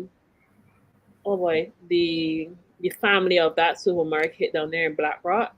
Oh, the Soho. The Soho story, because I was a child too. So, I mean, any story. Child murders. So the Amanda Newton, Gillian, the same young girl, I cannot remember, Anna Drusina. Those are all very difficult stories to basically read, because you always wonder, like, how can a human being be so depraved that they would commit a crime like that on a young child, take that child's life, especially Anna, who did them nothing, and just string her up and hang her. They basically executed her in her home. And if I'm not wrong, I'm certain that both of them are out on the streets. And that girl's mother was never the same. Yep. That affected, because I interviewed the father and the stepfather, and he told me his wife has never been. They've left Barbados since then. But this has. You see, I always tell people this: you have to understand that these crimes have a long-lasting impact on the family. Yep. In some cases, never get over this murder, especially if it's an unsolved murder. And as I said, and the depravity of it, it is just painful, and no closure. We move on with our lives. This crime happened in this particular year. There's people talk about it for 2-3 months, but then, like most things that happen, there's new news, and we move on with our lives, but they're still left there with the pain. And then, as I said, having nothing coming, no leads, nothing. It's just the case dried up. It's like your family member no longer exists, but nobody's paying any attention to it. So we always have to think that in the back of our minds. Campus trans ladies, we think about that because it was 6 of them all at once. And and the first 3 or 4 months, Barbadians were very vocal about it. I remember, because they have Facebook, then people changed their status and put up nooses and all of that stuff. But no, they've not been relegated to a memory. At September 3rd, everybody remembers them. People put up their status and so on. But life is continuing. Ronaldo and the other guy who's still fighting his case in the system, they're still languishing in prison. Those girls have, and those parents, the family members, will never be the same. Because we all have to think, this could be me or you. We could have easily walked into that store, and we would be, that we could have suffered a similar fate. So it's painful. And then on top of it, it seems like there's no just dessert, because nobody's being hanged. It seems like people are just spending a short amount of years in prison. It comes across as to people like that. But that is the reality of our justice system. Our justice system is like that. One of the things that I find really hard to accept sometimes. Okay, so there are two different poles, really. The one where you don't know the reason why the person has died or was killed, really, or whatever. And then the other side, the other pole, where the reason is something so flimsy, like some childlike reasoning for killing somebody. I think that's the one that I would probably be. When I did, this is my job now, my real job. I did 2 studies on homicides in Barbados for my department, and when I looked at some of the reasons that people kill people, I'm like, you want to kill them just for the reason that they have for killing somebody else. Like, there was one particular one where this man, I think he was eating, and some of the food went into the perpetrator's face. They were sitting laming, and just some of the food went in his face, and he killed the man for that. Another man killed him in game. Of cases in Barbados where people kill people over 25 cents. Yeah. Whole life is gone over a quarter. I think that, and at the root of all this is the issue of dispute resolution. Yeah. Right. People simply do not know how to resolve conflict amicably. And with the availability of firearms, easy access to firearms, somebody tell you the wrong thing, the first thing they say, I can get my gun and let me shoot you. Mm-hmm. Because they don't know how to resolve. And this comes back down again to life skills, social skills. A lot of our young people do not have social skills. They're not rational in their thinking. And it goes back down to socialization. How have you been Manage the anger. And socialization within family, socialization within your environment. Mm-hmm. Some of these people come from areas where violence is the expected response to conflict. So if you get into something with somebody, you're not supposed to walk away. You're not supposed to try to deal with it amicably. You're supposed to resort to violence because that is expected of you in the environment from which you come. So you don't want to be soft. Yes. You don't want to be soft like Terry. Terry, we good being soft there. It said brave man is day once, a coward day many times. Well, maybe day many times. but that's one of our problems that we face in society. As I said, the easy availability of firearms and access to firearms, and caught up in a subculture of violence, as I said, where people believe that to resolve conflict, what you must show or display aggression. Masculinity also is a major part of it as well, because on the streets, to be masculine is to be a bad boy, to be aggressive, to display some kind of violence, to have a gun, to be a shotter. All of that is what makes up being a man on the streets. And you have to, and if you do not fit into that, that gives you respect on the streets. If you do not fit into that square of and that box of what a man is like, then you really fail on the streets as a man. So a lot of them are just living to the expectations of what masculinity is about. Are we exhausting our efforts at reducing crime, or is there more that we can do? I always believe there's more you can do, but we are trying to make, doing counseling in among at-risk youth, trying to look at programs. So inroads are being made. It's not easy. Not easy. People are upset. People are frustrated. I know all the factors as well, but we acknowledge that our young people need, not only our young people, so also our adults. We can do. There's a lot of programs. There's a lot of community. You're breaking up a little bit, but A little bit. You're stuck a bit. There's a lot of programs out there targeting our young people and those even in the prison, their prison program. And it's just that we need more resources. Yeah, that's always the issue, I think, resources. Probably taking steps to change the culture too, because if the resources probably just treating symptoms, but maybe the cause of a lot of violent conduct, particularly among the males, maybe this macho type culture that in order to be a man, you gotta be hard. Yeah. So maybe I don't know what steps. What would be your recommendations to try to change this type of culture that we seem to have too much of? We need to target these people from young, from primary school age, from 4 and 5 years old. We can't wait until they're 13 and 14 and already the horse is bolted. We have to put programs and systems in place, even for those who are delinquent. Because again, the prison population, over 70% of persons in prison do not have any qualifications. So that is concerning.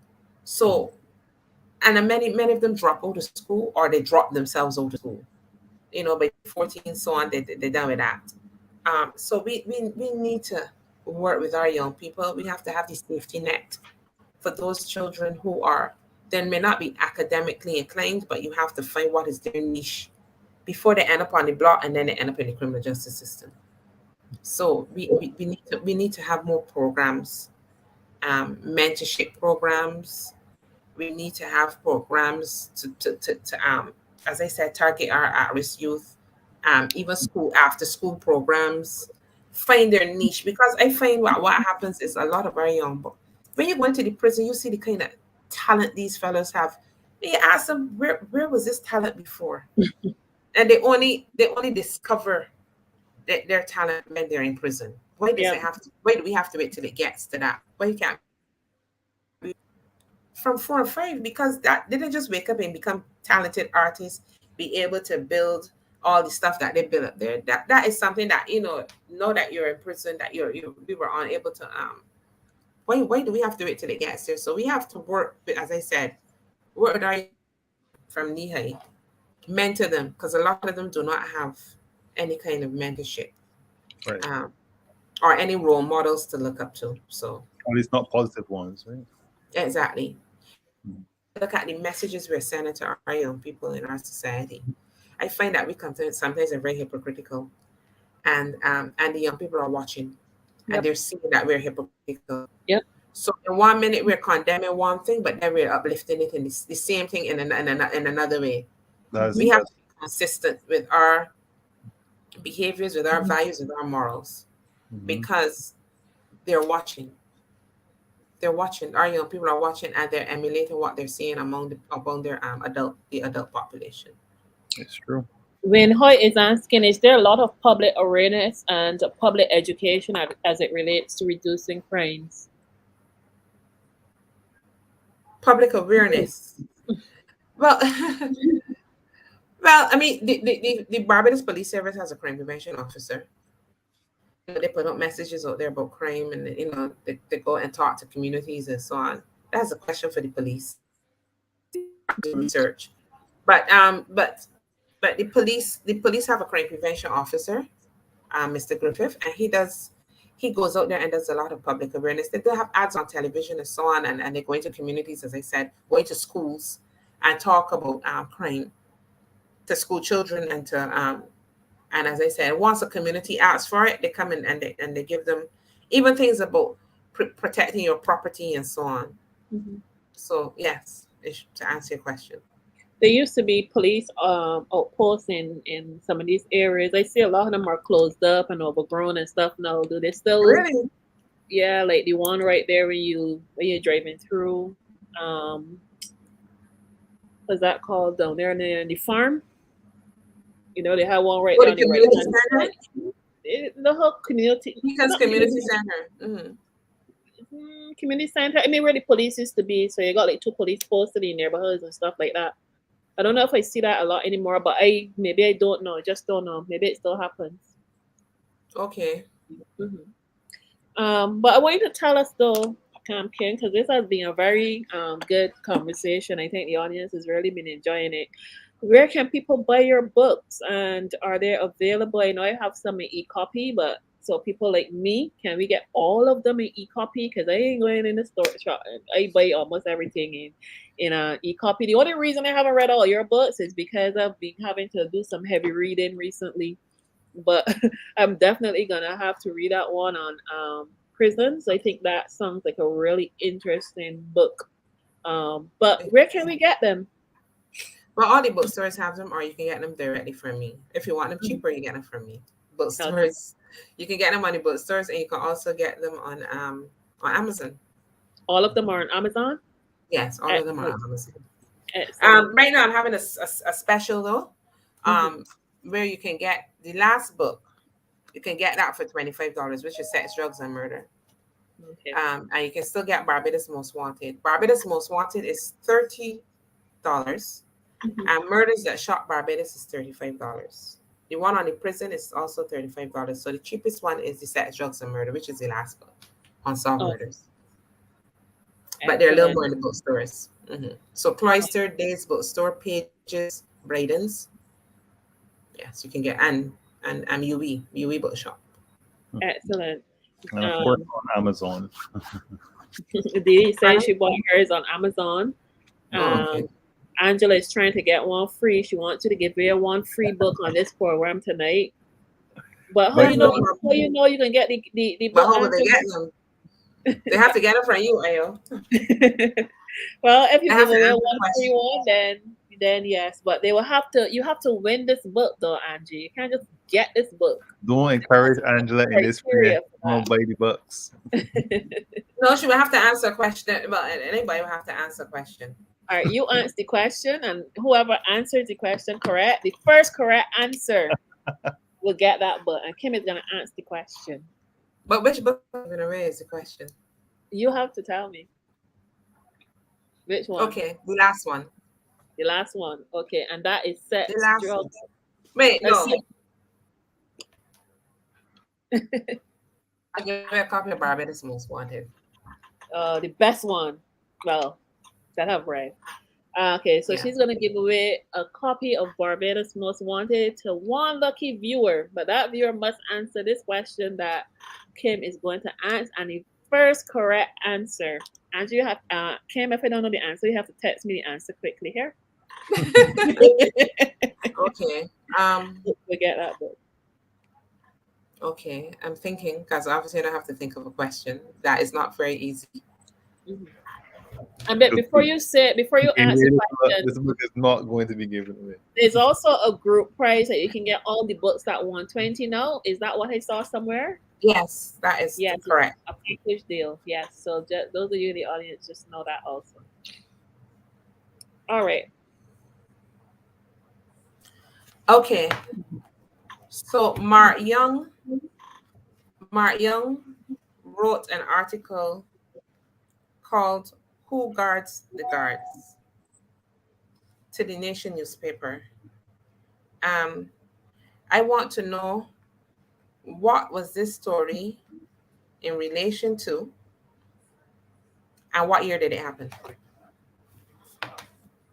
I can answer that. And you have to answer it in 2 minutes. You got 30 seconds. I'll repeat it. Mark Young, who was one of the men in Barbados Most Wanted, he wrote a letter called "Who Guards the Guards." I want to know, what was he referring to, and what year did it happen? Oh, we can't Google. You can't Google this question, right? Because you have to have read the book, I think, or know of the story. All right, so y'all heard that. Mark Young, in his letter to the nation about who guards the guards, who was he referring to? And the other part of the question is what? What year? What year did it happen? And what year did it happen? Okay, Didi is saying it's about customs and the stealing of items out of barrels in 1985. Didi, that's definitely not the answer.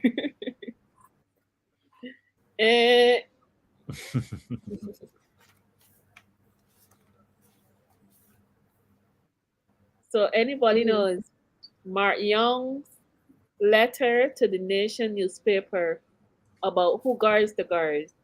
Who were the guards he was talking about? And no, not who were the guards. What story was it about? What story was it about? And what year was that? Good evening, Sandy. Do you know the answer?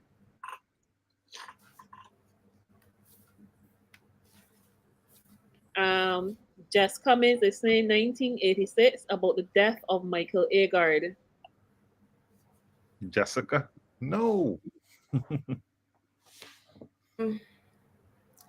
He's half correct. You're only half correct, Jess Cummins. Cairo, you're just giving me a year, 1986. Come on, what's the story about? Didi said, don't give away a book. Make them buy the books. All right, nobody got it fully correct. So I am not. So they've lost the opportunity, but that's just giving me a good idea. No, it was September 24th, 1983. Michael Agard. They were correct. Michael Agard, he was an inmate serving 28 days in prison for child support. And that is also in my book on Glenderry. So it happened in 1983, not 1986. So you were very close. And he was found dead in his cell. 1983, Jessica. Yes. All right. Yes. Thank So, you so much. So it was Michael Earhart. He was found dead in his cell, and it is alleged that prison officers were responsible for his death. So that's why Mark Young then wrote this letter saying who guards the guards, and he wrote it to the Nation newspaper. Okay. Just as asking, was he killed or murdered? I'm trying to figure out the difference, but we'll work that out later, Jess. But it's an interesting story to read. I've covered that also in my book on Glenderry.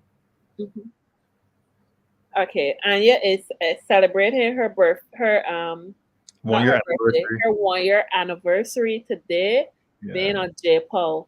So I'm gonna buy a book for you. Oh shoot, where are you? Oh gosh, you're one of our overseas viewers. I can't even buy you a book. You ever go buy it on Amazon and send it to you? It's possible. You just lost a book, Anya. I was just gonna really like celebrate with you on this, but I can't even do that. I'll give them one more opportunity for one more question. Okay. What was the year that Mr. Hall his second escape? What year was it? The second one. You have one. Yeah, you have 1 minute. 1 minute.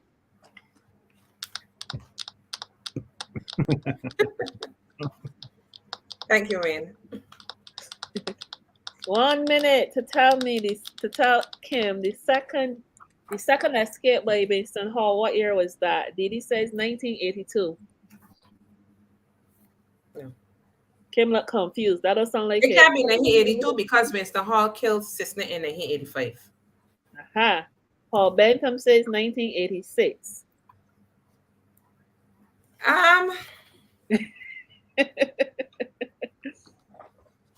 She is sure. You're wrong. I don't think that. No, he's wrong. You're wrong, Paul.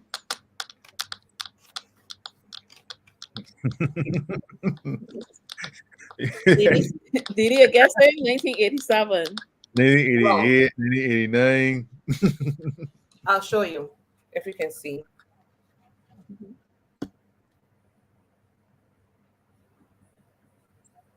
Can you see it? Yeah, hold on. Show them again. I see it now. Yes. 1991, September 5th. Didi, you were close at 1992. But you were a year too late. You're not winning this thing, man. You're not winning. Anyway, that was their second chance. So, no winners tonight. Go out to all the bookstores in Barbados and buy the you didn't need to go to one of them. You don't need to go to all. Well, go to any of the bookstores in Barbados and buy the package at $120. No. You can't get the package from the bookstores. You have to contact me. Oh, get the package. I have a phone number for my book. It is 848-6136. So if they're interested in getting any books, they can contact me. 848-6136. 6136. 6136. To get Kim's books. Good. I placed it here in the comments for you guys to get them. Yes, Didi, I buy on Amazon also. That's an option. I have these books here, and I only use research books right now in this hard copy. Anything else, I just buy in thing, and most of them I get in soft copy now too. But yes. Angela, you said 1991 where? You said 1991 after. After, Angela. You trying to be a couture now?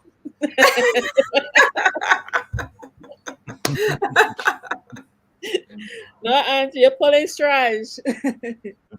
But anyway. And those kind of terms I have in the Glenderry book because I have a chapter on prison culture and so on. So the prison has a lot of different terminology.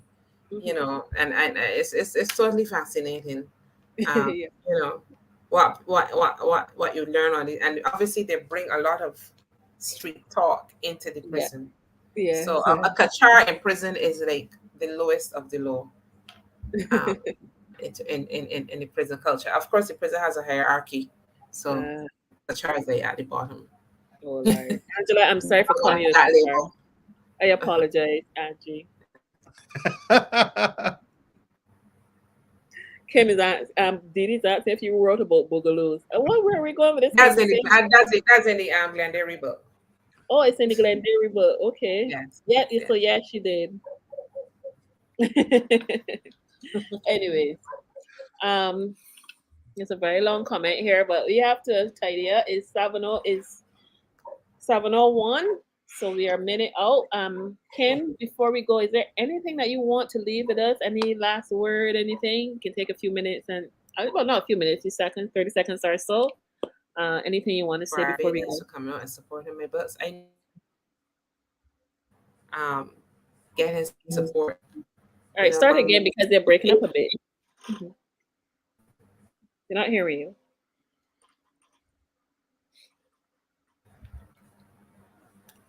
Yeah, we were cutting in and out just now. Sorry about that. But no, I just want to say thanks to everybody who supported me over the years since 2018. First wrote Barbados Most Wanted. And look out for my so it should be an interesting book as well. So thank you. All right. Yes, support Black business. Not only my Black business. Thank you, Annie. Yes. All right, so you're breaking up a bit there, but that's okay. Thank you so much for coming, Kim. Terry, is there anything else you want to say before we go? I just want to thank Kim for coming, and obviously Shane from before. So it's a very interesting series of books. I am sure to read the one on sex, drugs, and murder, which I'm sure there'll be a couple of chapters there where I was involved. All right, so thank Kim for coming, and I wish you all the best with this series. It's very good stuff. I think Kim's stuck again. Yeah. But anyway, as we come to a close, let me extend thanks to both Dr. Lowe and Kim Ramsay for joining us. Dr. Shane Lowe, that is. Congratulations on attaining your PhD. Always warms my heart to hear that is another one. Thank you also to those of you on the stream who took the time to join us today. Those of you who shared with us your comments, your questions, just the conversation, kept it interesting. And, I know you have choices, other places to spend your Sunday evenings.